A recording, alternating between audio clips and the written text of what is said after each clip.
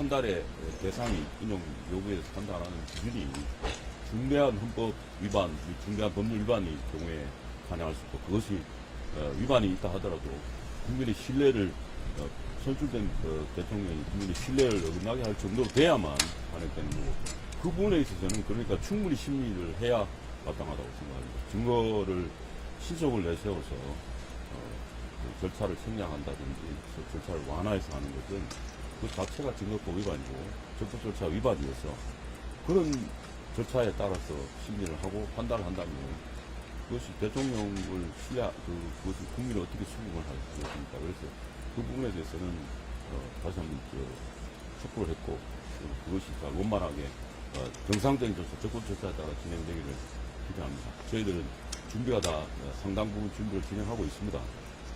왜 그러면 증거를 안 내냐 말씀을 하시는데, 말씀드린 것처럼 국회가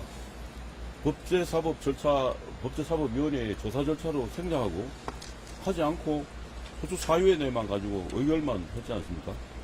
구체적으로 의견 소추 사유 있는 것도 거의 뭐 수십 개의 헌법 조문을 위반이라 하고 있어. 그건 누구나 할 수 있습니다. 국민학생도 할 수 있어요. 뭐 나열만 하고 증거 없이 나열한다고 하면 검증도 하지 않고 나열한다고 하면 누구나 쓸 수 있습니다. 그렇게 해서 하고 의결을 해놓고 다시 이제 증거를 확보하겠다. 수사하고 증거를 확보하겠다. 그렇게 수사한 걸 가지고 다시 인정유무가 받겠다. 수사 과정에서 확인된 기록이라 하더라도 재판 과정에서 다시 걸르고 다시 증거를 통해서 반박되고 하지 않습니까? 근데 그걸 바로 쓸 수가 있겠습니까?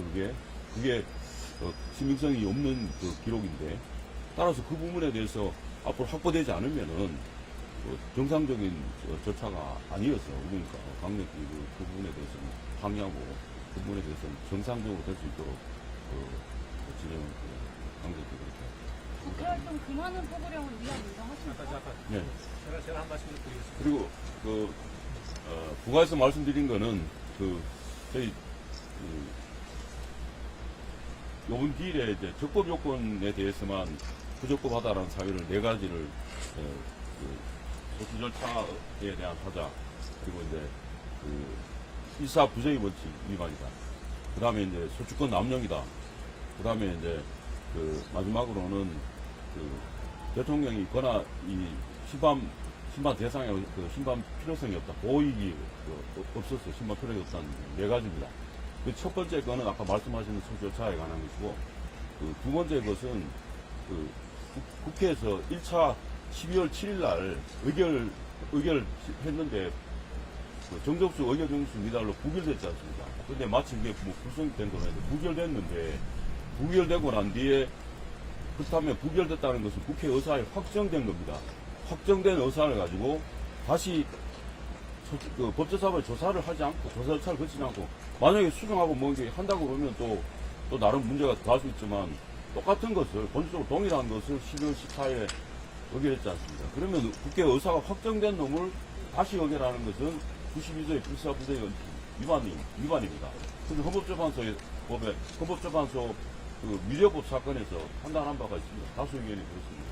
그걸 이제 지금 말씀드리는 거고, 세 번째는 130조하고 92조를 위반했기 때문에 소추권 남용이다. 그것은 뒤에가 관련이 있는데, 대통령이 개혁 선포한 것에 대해서는 헌법 학설 대부분 다 외국에도 그렇고, 판단 여부에 대해서는 할 것이냐 비상상태이다의 판단은 대통령의 고유한 몫입니다. 헌법 수호자로서 대통령이 국가 긴급권을 행사하는 것이에요. 그 사유가 해당이 되느냐 여부는 비상상태나 이런 대통령의 고유 판단 사항입니다. 근데 우리 헌법에서 유일하게 견제수단은 같은 국민의 대표자인 그 대표기관이 국회에서 해제 요구를 하게 되면 그것이 견제지 않습니다. 해제 요구를 할 수가 있는데, 유일한 해제 요구를 했지 않습니까? 의결에서. 그럼 해제 요구를 받아서 해제됐지 않습니까? 해제됐으면 이 사건에 있어서는 그걸로 계엄으로 인해서 기본권 제한이나 행정질서 제한이 전혀 없습니다. 없었지 않습니까? 그러면은 그 부분에 대해서 상황이 종료됐는데 다시 이거 탄핵 소추를 했지 않습니까? 내란죄라는 것을 씌워서 했지 않습니까? 그래서 그 소추권 남용이라는 거고, 두 번째로는 그렇게 되는 상황의 경우에는 헌법재판소는 상황이 종료됐고 기본권 침해가 없기 때문에, 헌법재판소 판례에 의하면 기본권 침해가 없기 때문에 이 부분에 대해서는 판단하지 않습니다. 기본 침해가 없습니다.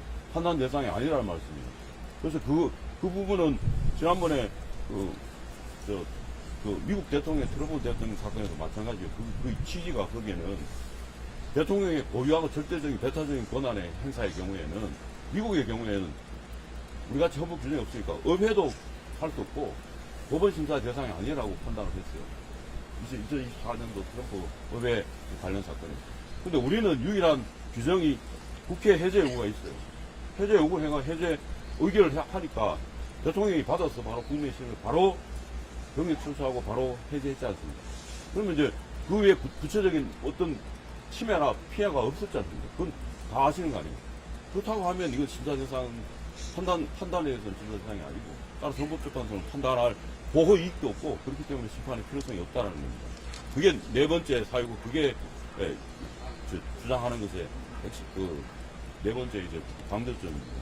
아까 말씀드린 주권 남용하고 그런 부분은 이번에 절차 담은 거고, 본안에 대해서는 왜 안 담았냐?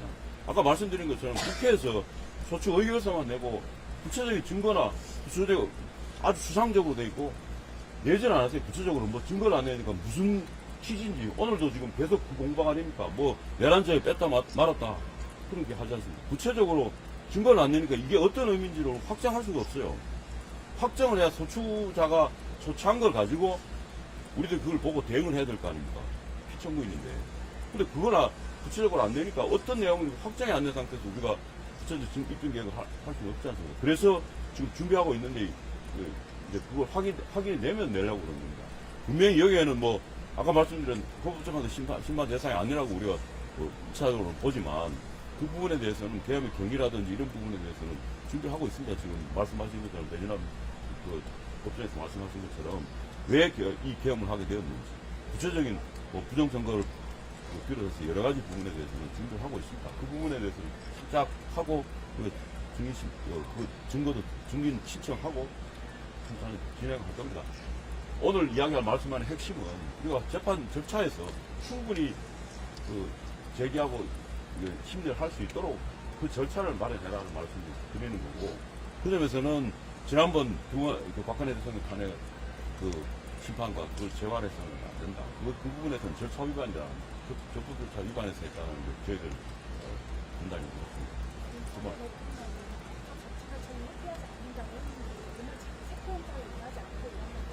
그건 거기 한남동 가서 물어보시면 되는 거고요. 여기 우리 이제 헌재에서 내란죄 여부 형사소송법상으로도 따지자고 하시는데 수사기관 조사는 왜 불용하시나요? 오히려 자. 지금 소추자인 국회에서 오늘 내란죄를 철회한다는 발언을 했습니다. 철회한다고 그랬어요. 한번 철회하려면은 국회 의결 거쳐야 돼요. 처리하지 않다고 물어보는 거에 대답하면은 아마 저 원하시는 답을 얻기가 좀 쉽지 않을 거예요. 그러니까 제가 말씀드리는 거 좀 들어보시고요.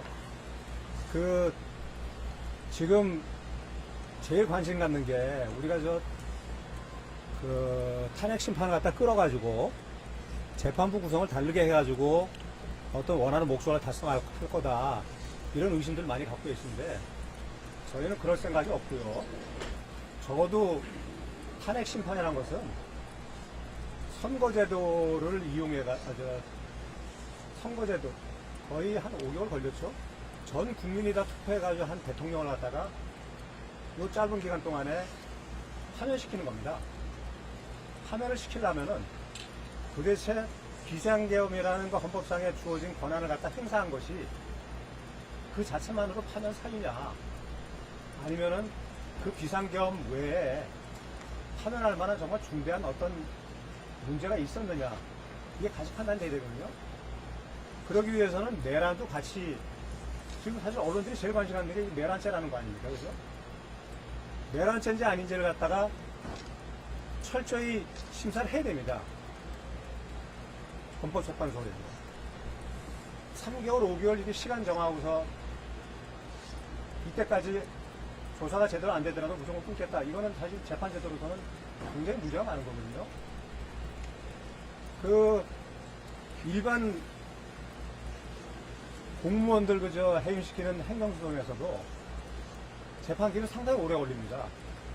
물론 제가 그건 인정합니다.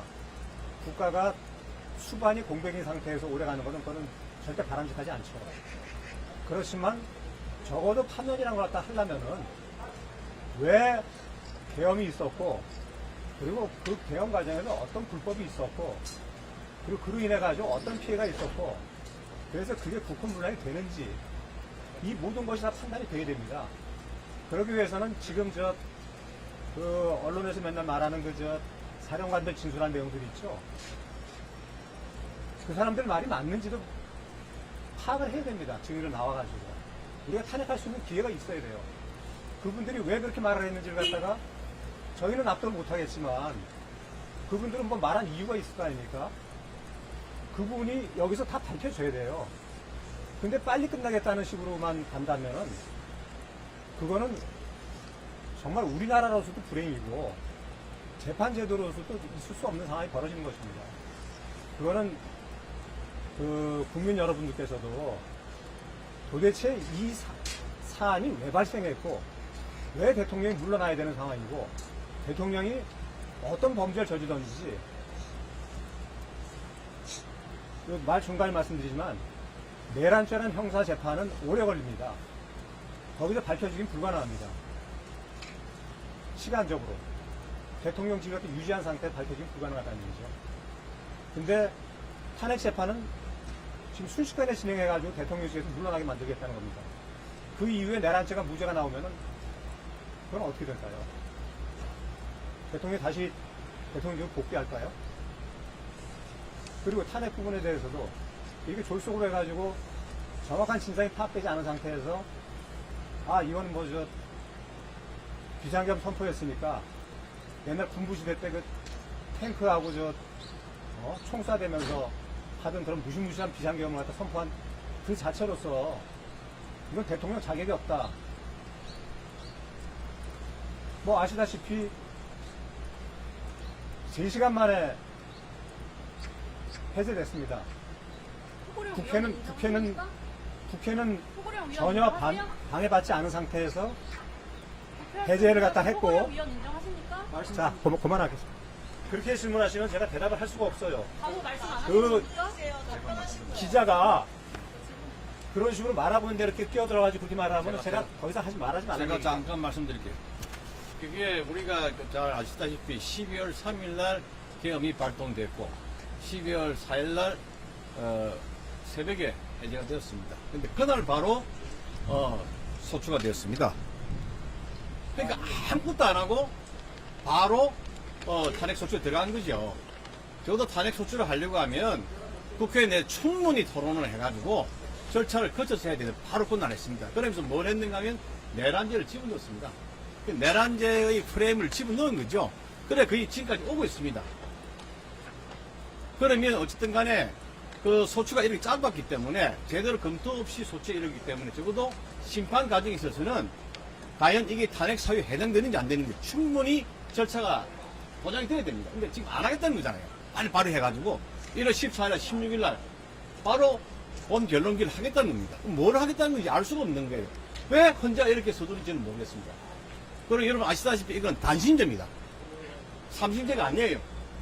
3심제 같으면 2심, 3심 가서 또 회복할 수 있지만 단심은 끝나는 겁니다. 대한민국의 최고의 권력자 그리고 최고 책임자를 제대로 된 절차 없이 탄핵시키겠다 이럴 수가 없는 겁니다. 그렇기 때문에 국민들은 이걸 보시가지고 이거는 안 되겠다. 신속이라는 이름 졸속돼서는 안 된다. 공정하고도 천천히 진행해야 된다. 그리고 법에 180일 이내에 이거 종결하면 됩니다. 법에 있는 거예요. 근데 만약 이 180일 안 지킨 것은 헌재가 안 지킨 겁니다. 지금 대통령을 왜 소추하려고 합니까? 헌법과 법률을 안 지켰다는 이유가 아닙니까? 근데 헌재가 180이라는 걸 안 지켰다는 말이 안 되는 거예요. 그게 탄핵 소입니다. 제가 볼 때는. 그래서 정말 헌재가 이걸 가지고 헌재는 누구의 편도 아닌 거 아니겠습니까?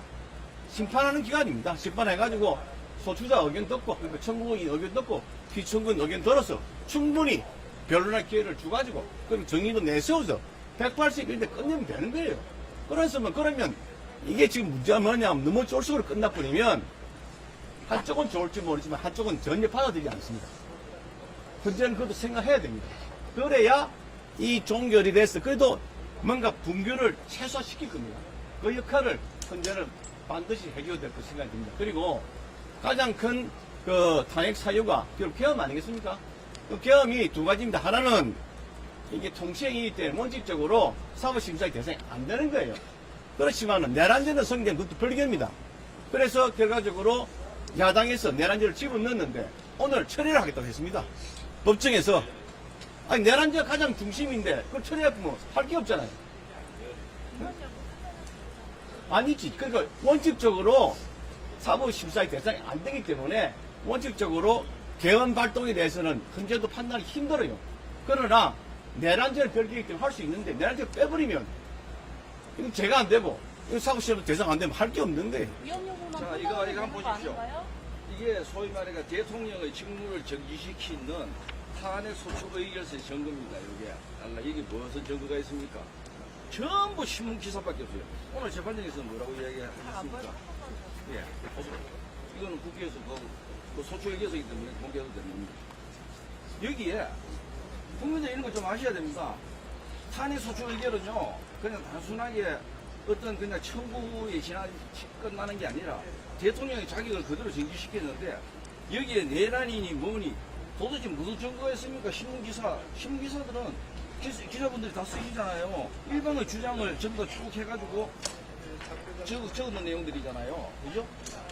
그런데 거기에 대한 사실조사 하나 없이 국회 보면은 탄핵 소추를 할 때는 반드시 증거에 따른 그 사실을 조사하고 법사위에서 소추 의결에 해봐도 이렇게 되거든요. 근데 그런 것도 없이 조사 절차도 없이 딸랑 여기 신문 절차 갖고 소추 의결 그건 그냥 단순한 국회의원들 단순한 어떤 하나의 결정에 불과하지 않습니까? 그런데 대통령의 자격을 정해놓고 오늘 같은 날에는 아침에 직접 피청구인도 변론을 준비하고 해야 될 거 아닙니까? 그런데 거기에 대해서 체포하겠다고 하고 그런 과정에서 어떻게 정당하게 방어권이 보장되는 그렇게 되겠습니까? 그래서 오늘 재판부에서도 그거는 인정을 했습니다. 제출해 있는 이 증거들은 어디까지만 인정하는데 신문기사는 그런 날에 그날에 이런 기사가 있었다는 것까지만 증거를 채택하겠다고 했습니다. 분명히. 그렇다면은 이 국회 의결서에 그거 말고 무슨 증거 있습니까? 볼 수 있고 다 여기 전부 나중에 직접 국회에 이거 청구해 한번 보십시오. 이게 어떤 증거들이 들어갑니까? 그래서 오늘 그걸 주장을 했고 그것 때문에 이 소추 절차가 위법 절차에 의해 소추이기 때문에 그걸 먼저 특정을 하고 그리고 그거에 따라서 과연 이 공소사실, 소추 사실도 보면 전부 그냥 위헌, 위법 뭐 이런 이야기만 돼가지고 왜 위헌한지 위법한지에 대한 어떤 사실 특징이 하나도 없어요. 그래서 오늘 그걸 저희들이 재판부에 이야기를 했는 겁니다. 그러니까 이제 그 소추 측에서 내란죄를 갖고 계속 혼돈을 스스로 가지고 있지 않습니까? 소추 사실로 넣을 건지 뺄 건지 오늘 불중에서도 피부에 이렇게 공격이 됐다. 그래서 오늘은 저희들이 그러한 사실들을 중점으로 그 준비 절차를 진행했다고 보시면 됩니다. 예, 이상입니다. 오늘 모두에서도 네 가지 말씀드렸는데요. 내란죄 등에 대해서 탄핵 소추 사유를 제외하는지 확인을 해달라. 그러니까 실제로 철회한다 이렇게 말을 했습니다. 자, 그런데 이 소추 의결서를 보시면은 절반이 쭉 사실관계를 해놓고 그 다음에 형법상 내란죄를 저질렀다 이렇게 소추 의결서가 되어 있는 걸 객관적으로 확인하실 수 있을 겁니다. 박근혜 전 대통령 때도 처음 소추 의결서에 뇌물죄가 특가법상 어마하게 들어가 있었습니다. 그런데 이 재판 심판 과정에서 뇌물죄를 빼고 추상적인 아주 추상적인 뭐 경제적 자유침해니 이렇게 해서 탄핵 심판 인용으로 이렇게 갔었습니다. 소추 의결을 할 때는 내란죄라든지 특가법상 뇌물죄라든지 이렇게 큰 어마무시한 이렇게 범죄로 일종의 격동시키는 그러한 그 소추를 하고 그 다음에 탄핵 심판에 와서는 그것이 사실상 꼼꼼하게 유지되기 어려우니까 굉장히 추상적인 헌법 원리 위반으로 인용을 구하고자 한다면은 우리나라의 탄핵 심판은 정상적으로 이렇게 작동되기가 어렵다고 할 것입니다. 특히 이 탄핵 심판 제도가 가진 대통령 탄핵 심판이 가진 정말 무거운 의미, 미국의 예를 보더라도 를 생각할 때 이번 탄핵 심판에서는 정말 그 기준을 잘 세워야 되는데 박근혜 전 대통령 때 이루어졌던 그러한 소송 지휘가 문제가 많았는데 다시 한번 그런 부분이 반복되지 않아야 하겠고요. 이 부분 소추 의결서의 부분은 그대로 변경 없이 여기서 심판을 받아야 한다고 보이고요. 실제로 철회를 한다면 그것은 소추 의결을 한 무게만큼 국회에서 다시 한번 철회 의결을 하는 것이, 어떤 변경이라도 변경을 하기 위해서는 다시 한번 국회 의결을 거치는 것이 합당하다고 생각됩니다. 두 번째가 형사소송 법령에 관한 준수 및 헌법재판소법에 관한 준수인데요. 헌법재판소법 32조 단서에 분명히 재판 소추 수사 중인 기록은 송부를 하지 요구할 수 없도록 되어 있습니다. 그래서 박근혜 전 대통령 탄핵 심판 때에도 이게 굉장히 문제가 되었는데, 그 당시에도 소송 지휘로 이 수사 기록을 받아서 변호인단이, 큰 대리인단이 항의를 했는데도 그 부분이 교정되지 못했습니다. 근데 이번에도 저희가 이 부분에 대해서 계속해서 문제를 제기했는데도 불구하고 오늘 다시 한번 이 인증등본 송부 촉탁을 하겠다라고 소송 지휘를 하셨는데요. 저희가 물론 제도적으로는 이 신청을 하겠지만 그냥 단순한 형식적인 이 신청, 단순한 재고가 아니라 이 부분은 근본적으로 우리 지금 탄핵심판 제도의 여러 가지 국민의 신뢰나 법을 지켜야 할, 가장 적법 절차를 지켜야 할 헌법재판소가 누가 봐도 명문의 규정상 의문의 여지가 없는 32조 단서를 한번 보시면 좋습니다. 헌법재판소법 32조 단서에 보면은 재판 소추 수사 중인 기록 송부는 요구할 수 없도록 되어 있습니다. 나머지 헌법재판소가 이거를 바꾸기 위해서 든 여러 가지 박근혜 전 대통령 탄핵 심판 결정문에서 든 규정을 찾아보시면 전부 이게 제대로 된 반박이 되지 못한다는 것을 쉽게 확인하실 수 있습니다. 일반 규정에 불과하거나 하위 규칙이 상위법에 모순되거나 하는 그런 부분입니다. 그래서 저희 피청구인 측은 절대 이 32조 단서를 위반하는 부분 인정할 수 없다는 강경한 태도이고요. 그리고 증거법칙, 전문 진술에 대해서 증거법칙을 완화해서 일반 형사재판에서도 전문 진술에 대해서 다른 사람이 이렇게 일방적으로 말한 그런 딴 사람 이야기를 말한 전문 진술 부분에 대해서 엄격한 증거 능력을 따져서 증거로 쓸 수 있는데, 한 나라의 국민 전체가 뽑은 국민 전체가 유일하게 대의제 기관으로 뽑은 대통령을 하면밖에 효과가 없는 결정을 하면서 과연 판사라는 탄핵을 하면 그렇게 하겠는가, 우리가 물어봐야 된다고 생각합니다. 그렇게 하면서 엄격한 형사법칙을 증거법칙을 적용하지 않고 함부로 완화해서 수사기록 송부, 인증등본 이런 것을 받게 되면요, 입증 책임이 사실상 완전히 뒤바뀌어 버립니다. 피청구인 측이 이제는 거꾸로 거기에 대해서 증거력을 막 이렇게 반박을 해가면서 사실상 입증 책임의 전환이 이루어집니다. 이것은 법의 일반 원칙에도 맞지 않습니다. 소추기관이 입증을 하고 피청구인이 방어를 해야 되는 입장인데 완전히 정반대가 되어버립니다.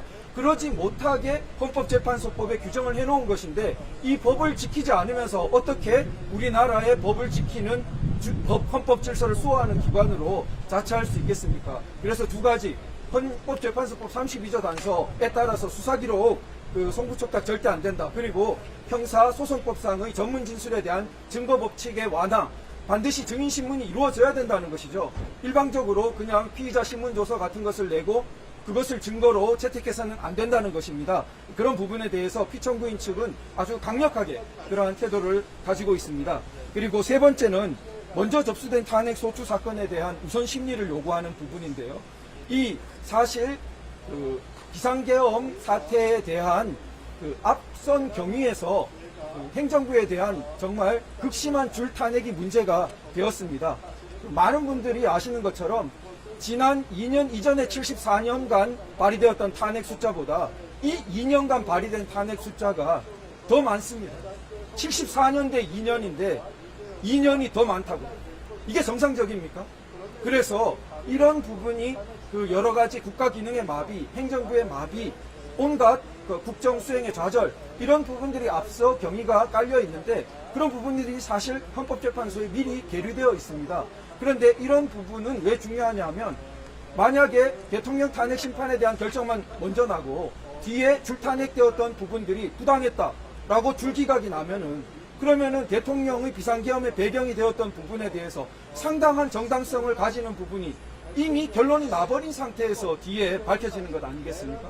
그런 부분이 부당하다는 것입니다. 그래서 최소한 줄 탄핵된 그러한 사건들에 대해서는 먼저 아니면 동시에 심리가 이루어져야 된다는 것이고요. 그중에 가장 중요한 것은 한덕수 권한대행에 대한 탄핵 부분인데요. 이 부분은 재판부도 어느 정도 중요성에 대해서 지금 생각하시는 것으로 저희는 받아들였습니다만, 왜 중요하냐면 재판부의 적법한 구성과 관계됩니다. 그 권한대행에 대한 탄핵은 주석헌법재판소 법을 보더라도 그 원래 권한자, 그러니까 지금 대통령 권한대행이기 때문에 200석 3분의 2가 필요했는데 3분의 2를 못 채우는 상태에서 원천 무효적인 가결 선포를 해버렸습니다. 의결 정석수가 안 되는데 국회의장이 원천 무효적인 가결 선포를 해버린 것입니다.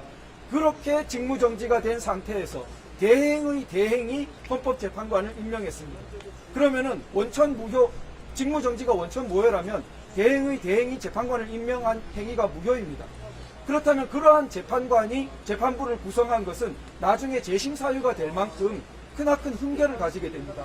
따라서 이처럼 재판부 구성에서 적법성에 큰 위험과 의문이 있는 상태에서 이 부분을 해소하지 않고 본 재판으로 막 치달아가는 것은 옳지 않다. 그래서 그런 부분에 대해서는 반드시 선행하는 심리와 변론이 있어야 된다는 부분이고요. 마지막입니다. 마지막은 그 헌법재판소에 피청구인에 대한 체포영장 효력정지 가처분 신청이 심리가 들어갔다고 언론 보도도 나 있습니다.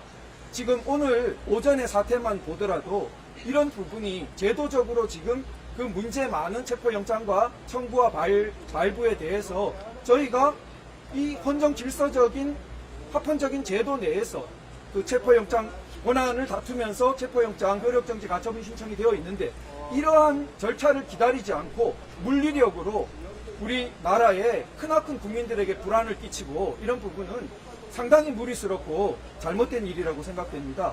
그리고 헌법재판소는 이 부분, 제도적으로 제기되어 있는 부분을 조속히 심리해서 이런 큰 우리 다시 한번 물리력으로 또 관저에 막 난리가 나는 그러한 그 부분을 저지해야겠고요. 그걸 제도적으로 좀 막아주셔야겠고요. 이게 그 사실 대통령을 체포 구속해 놓으면 나머지는 따놓은 당상이다, 이런 위험한 발상에 의한 시도가 되는 것에 대해서 저희는 강력히 우려합니다. 그런 부분은 사실 어느 정도 인신 구속에 대한 우리 최근에 약 6, 7년간의 많은 문제가 제기되어 왔습니다. 그래서 세간에는 우파 구속, 좌파 불구속이라는 정말 슬픈 그런 이야기들까지 국민들 사이에서는 공공연한 비밀처럼 있었습니다. 그런 인신 구속 부분은 신체의 자유, 근본적인 자유와 관계되는 우리나라 자유민주적 기본질서, 헌법질서의 근간이 되는 부분입니다. 국민들이 납득할 수 있어야 되고, 구속과 불구속에 대해서 그 부분이 공평하다, 형평성에 맞다고 여겨져야 되는데 과연 이것이 맞는 것인가, 그런 부분에 대해서 심각한 의문을 제기하게 되고, 우리 헌법재판소에서 조속한 심리를 내려주실 것을 촉구하는 그러한 내용 말씀드렸습니다. 네, 어려운 얘기를 앞에 변호사님들께서 많이 해주셔서 저는 뭐 더 드릴 말씀은 없고요. 저희가 이렇게 인증등록 촉탁에 대해서 이렇게 다투는 이유는 저희가 이제 적법한 절차에 의해서 이 탄핵에 임할 수 있게 헌재에서 절차 소송지를 해달라고 부탁을 드리는 겁니다. 이 대통령이 탄핵이 된 데는 처음에는 그 탄핵안이 부결되지 않았습니까? 뭐 도청이든 부결이든. 근데 갑자기 체포자가 등장을 합니다. 국가 요인에 대해서 뭐 14명이었다가 갑자기 그 판사에 대해서 뭐 체포를 하라 그랬다. 15명이었다가. 근데 김용현 장관에 대해서 그 공소 제기된 공소장을 보면 갑자기 10여 명으로 줄어듭니다. 그럼 체포자가 있었던 겁니까? 없었던 겁니까? 몇 명에 대해서 체포를 하기로 했는지. 근데 헌재가 인증등록 촉탁을 통해서 전문 법칙을 완화해서 증거를 인정을 하겠다고 하는 거는 이런 부분에 대해서 아무런 반대 신문권을 보장하지 않고 일방적으로 증거를 채택을 하겠다고 하는 거거든요. 이게 지금 적법하게 한나라의 대통령을 탄핵에 파면에 이르게 하는 절차인지 저는 의문입니다. 그래서 이런 부분에 대해서는 저희가 일을 할 거고요. 재판부가 이걸 채택을 할지 여부는 지켜봐야 되겠죠. 또다시 박근혜 대통령 때처럼 불속으로 판단을 할지 그거는 헌재가 그러지 않길 바랍니다. 한 가지만 말씀드리면 지금 탄핵 사유, 소추 사유는 소추권자가 있지 않겠습니까? 그러니까 피청구인을 공개하는 것만 되어 있어요. 그러면 피청구인이 계엄에 이르게 된 경위에 이유에 대한 전혀 이야기를 안 하고 있습니다. 그래서 우리 피청구인 입장에서는 물론 탄핵 사유도 중요하지만은 계엄에 이르게 된 경위, 이유 이것도 충분히 논의돼야 된다. 그렇게 해야 이 우리가 그 심판할 때 제대로 된 그 판단할 수 있다. 어찌 보면 폭행을 유발한 쪽은 이야기 안 하고 폭행한 쪽만 가지고 이야기한다고는 맞지가 않는 거예요. 어찌 보면 때로는 폭행한 사람보다도 폭행을 유발한 사람이 훨씬 더 중대하고 문제가 많을 수가 있습니다. 그래서 우리 피청구인은 앞으로 탄핵 사유도 중요하지만 결국 계엄에 이르게 된 경위, 이유 그리고 그에 대한 책임 있는 사람들에 대해서 충분히 논하고 입증하도록 하겠습니다.